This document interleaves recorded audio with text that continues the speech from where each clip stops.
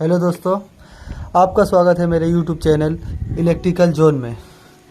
आज हम लोग डोल स्टार्टर के बारे में बात करेंगे। डोल स्टार्टर के कंट्रोल और पावर वायरिंग के बारे में। चलो दोस्तों, तो स्टार्ट करते हैं हम लोग डोल स्टार्टर के पावर वायरिंग। तो सबसे पहले हम लोग के पास 3 फेज़ है, आर, वाई और बी। सबसे पहले हम लोग तीनों फेज़ को एक एमसीबी में देंगे।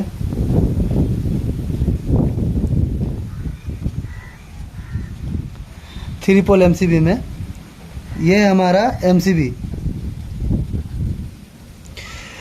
में देने के बाद हम लोग देंगे कॉन्टेक्टर में।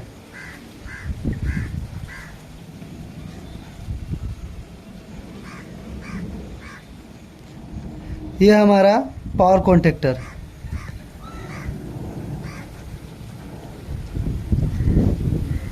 ये हमारा पावर कॉन्टेक्टर हो गया। पावर कॉन्टेक्टर में देने के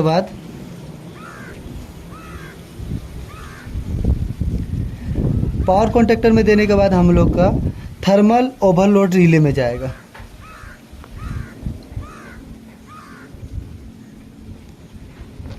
ये हमारा हो गया थर्मल ओवरलोड रिले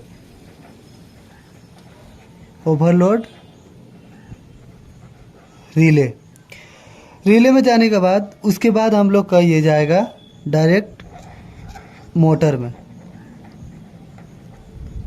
ये हमारा डायरेक्ट मोटर में, ये हमारा हो गया डोल स्टार्टर का पावर वायरिंग। इसके बाद हम लोग देखते हैं कंट्रोल वायरिंग। चलो दोस्तों, तो हम लोग स्टार्ट करते हैं डोल स्टार्टर का कंट्रोल वायरिंग। सबसे पहले हम लोग एक फेस ले लेंगे। फेस को हम लोग सिंगल पोल एमसीबी में देंगे। ये हमारा सिंगल पोल एमसीबी में देने के बाद जो हमारा थर्मल ओवरलोड रिले रहता है उसके एनसी पॉइंट से, जो 95 से 96 रहता है, उसका एनसी पॉइंट से देंगे। ये हमारा थर्मल ओवरलोड रिले हो गया।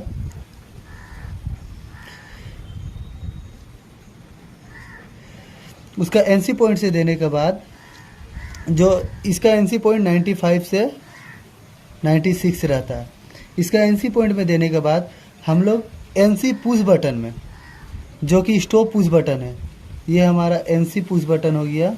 जो स्टॉप पुश बटन है, स्टॉप पुश बटन में देंगे। उसके बाद हम लोग एनो पुश बटन में देंगे।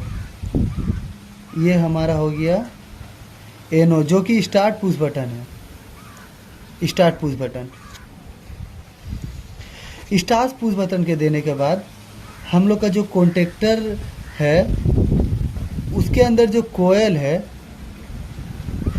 उसका 2 सिरा होता है, जो A1 और A2 है। तो इसको हम लोग डायरेक्ट A1 में दे देंगे और A2 जो है इसको डायरेक्ट हम लोग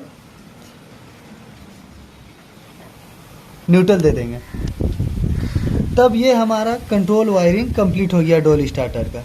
लेकिन हम लोग हमेशा तो इसको पुश बटन को दबा के नहीं रखेंगे ऑन करने के लिए, तो इसको होल्डिंग को भी हम लोग को जानना होगा। तो इसका होल्डिंग हम लोग कैसे करेंगे देखते हैं। ये हमारा जो पावर कॉन्टेक्टर है, इसका एनो पॉइंट रहता है, उसका यूज करके हम लोग होल्डिंग करेंगे। तो सबसे पहले हम लोग जो एनसी पुश बटन है उसका आउटपुट से, या जो एनो पुश बटन है उसका इनपुट से, दोनों में से कहीं एक वायर ले लेंगे।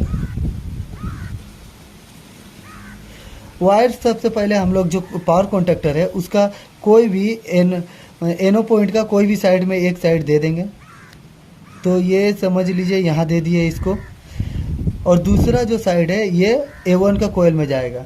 तो हम लोग यहाँ से एनसी का आउटपुट से तो ले लिए, उसके बाद ये कहाँ जाएगा, ये है हमारा कॉन्टेक्टर का एनो पॉइंट। ये है हमारा कॉन्टेक्टर का एनो पॉइंट से उसका आउटपुट कहाँ जाएगा, आउटपुट जाएगा हम लोग का A1 का टर्मिनल में। ये हमारा कंट्रोल वायरिंग कंप्लीट हो गया। इसके बारे में जानने के लिए कमेंट कीजिए।